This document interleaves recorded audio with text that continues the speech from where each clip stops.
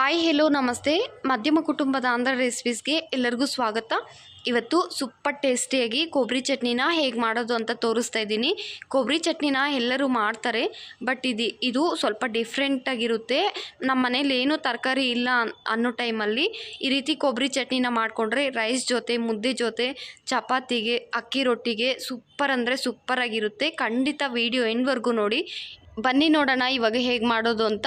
ಮುಂಚಿತವಾಗಿ ಇಲ್ಲಿ ಸ್ಟವ್ ಮೇಲೆ ಒಂದು ಬಾಣಲಿನ ಇಟ್ಕೊಂಡು 1-2 ಟೀ ಸ್ಪೂನಷ್ಟು ಆಯಿಲ್ನ ಹಾಕ್ಕೊಂಡು 1 ಟೀ ಸ್ಪೂನ್ ಜೀರಿಗೆ, 1 ಟೀ ಸ್ಪೂನ್ ಧನಿಯಾ, 1 ಟೀ ಸ್ಪೂನು ಕಡಲೆಬೇಳೆ, 1 ಟೀ ಸ್ಪೂನು ಉದ್ದಿನಬೇಳೆ ಇದೆಲ್ಲ ಹಾಕಿದ್ಮೇಲೆ ನಾವು ಇದನ್ನು 1-2 ನಿಮಿಷ ನೀಟಾಗಿ ಆಯಿಲ್ನಲ್ಲಿ ಫ್ರೈ ಮಾಡ್ಕೊಳ್ಳೋಣ. ಇದೆಲ್ಲ ಫ್ರೈ ಆದಮೇಲೆ ನಮಗೆ ಒಳ್ಳೆ ಸ್ಮೆಲ್ ಬರುತ್ತೆ. ಆವಾಗ ಸ್ಟವ್ನ ಆಫ್ ಮಾಡ್ಕೊಳ್ಬೇಕಾಗುತ್ತೆ. ಕಲರ್ ಕೂಡ ಚೇಂಜ್ ಆಗುತ್ತೆ. ಇದು ಹೈ ಫ್ಲೇಮ್ ಇಟ್ಕೋಬೇಡಿ, ಆದಷ್ಟು ಲೋ ಇಲ್ಲ ಮೀಡಿಯಮ್ ಫ್ಲೇಮ್ ಇಟ್ಕೊಂಡು ಇದನ್ನು ಹುರ್ಕೋಬೇಕು. ಇವಾಗ ಇದು ಕಲರ್ ಚೇಂಜ್ ಆಗಿದೆ ನೋಡಿ. ಈ ರೀತಿ ಆದಮೇಲೆ ಒಣಗಿದ ಮೆಣಸಿನ್ಕಾಯಿ ನಿಮ್ಮ ಖಾರಕ್ಕೆ ತಕ್ಕಷ್ಟು ಹಾಕ್ಕೊಳ್ಳಿ. ಹಾಗೆ 1-2 ಎಸಳು ಕರಿಬೇವಿನ ಸೊಪ್ಪು.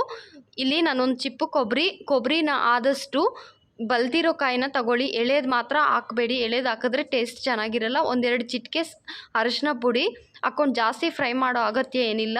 ಕೊಬ್ಬರಿಗೆ ಮೇಲೆ ಇರುವಂಥ ಸಿಪ್ಪೆ ತೆಗೆದ್ರೆ ನಮಗೆ ಕೆಮ್ಮು ಅದೇನೂ ಬರಲ್ಲ, ಟೇಸ್ಟ್ ಕೂಡ ಚೆನ್ನಾಗಿರುತ್ತೆ. ತೆಗೆದುಬಿಡಿ ಮೇಲೆ ಇರುವಂಥ ಸಿಪ್ಪೆನ. ಇವಾಗ ಇದಕ್ಕೆ ಒಂದೇ ಒಂದು ಸ್ವಲ್ಪ ಹುಣಸೆಹಣ್ಣು ಹಾಕಿ ತಣ್ಣಗಾಗಕ್ಕೆ ಬಿಡೋಣ. ತಣ್ಣಗಾಗಬೇಕು, ಬಿಸಿ ಮೇಲೆ ಮಾತ್ರ ಹಾಕಬಾರ್ದು. ಆದಷ್ಟು ನುಣ್ಣಕ್ಕೆ ಗ್ರೈಂಡ್ ಮಾಡ್ಕೋಬೇಕು. ಕೊಬ್ಬರಿ ಚಟ್ನಿ ಎಷ್ಟು ನುಣ್ಣಕ್ಕಿದ್ರೆ ಅಷ್ಟು ರುಚಿಯಾಗಿರುತ್ತೆ. ಎಷ್ಟು ನುಣ್ಣಕ್ಕಾದರೆ ಸಾಧ್ಯವಾದಷ್ಟು ನುಣ್ಣಕ್ಕೆ ಮಾಡ್ಕೊಳ್ಳಿ. ಇವಾಗ ನೋಡಿ ಮಿಕ್ಸಿ ಜಾರಲ್ಲಿ ಹಾಕ್ಕೊಂಡ್ಮೇಲೆ ರುಚಿಗೆ ತಕ್ಕಷ್ಟು ಉಪ್ಪು, ಹಾಗೆಯೇ 3 ಎಸಳು ಬೆಳ್ಳುಳ್ಳಿ, ಹುಣಸೆಹಣ್ಣನ್ನು ಮಾತ್ರ ಮಿಸ್ ಮಾಡಬೇಡಿ. ಇಲ್ಲಿ ಕ್ಲಿಪ್ಪು ಮಿಸ್ ಆಗಿದೆ. ಸ್ವಲ್ಪ ನೀರು ಹಾಕ್ಕೋಬೇಕು, ಗಟ್ಟಿಯಾಗಿರಬೇಕು. ಇವಾಗ ಒಗ್ಗರಣೆ ಮಾಡ್ಕೊಳ್ಳೋಣ. ಒಗ್ಗರಣೆ ಮಾಡ್ಕೊಳ್ಳೋಕ್ಕೆ ಒಂದು ಬಾಣಲಿನ ಇಟ್ಕೊಂಡು 1-2 ಟೀ ಸ್ಪೂನ್ ಆಯಿಲ್ನ ಹಾಕ್ಕೊಂಡು ಸಾಸಿವೆ, ಹಾಗೆಯೇ ಸಾಸಿವೆ ಸಿಡಿದಾದ್ಮೇಲೆ ಕಡಲೆಬೇಳೆ, ಉದ್ದಿನಬೇಳೆ ಸ್ವಲ್ಪ ಕಲರ್ ಚೇಂಜ್ ಆಗಬೇಕು. ಕಲರ್ ಚೇಂಜ್ ಆಗೋವರೆಗೂ ಇದನ್ನು ಸ್ವಲ್ಪ ಫ್ರೈ ಮಾಡಿಕೊಂಡು ಒಂದೇ ಒಂದು ಒಣಗಿದ ಮೆಣಸಿನ್ಕಾಯಿ ಹಾಕ್ಕೊಳ್ಳೋಣ. ಇಂಗು ಹಾಕ್ಕೋಬೇಕು, ತಪ್ಪದೆ ಇಂಗುನ ಹಾಕ್ಕೊಳ್ಳಿ. ಇದರಲ್ಲಿ ಇಂಗು ಒಳ್ಳೆ ಟೇಸ್ಟು. ಕೊಬ್ಬರಿ ಚಟ್ನಿಯಲ್ಲೇ ಅಲ್ಲ, ನಾವು ಕೆಲವೊಂದಕ್ಕೆಲ್ಲನೂ ಇಂಗುನ ಸೇರಿಸ್ಕೊಂಡ್ರೆ ಅದ್ರ ರುಚಿನೇ ಬೇರೆ.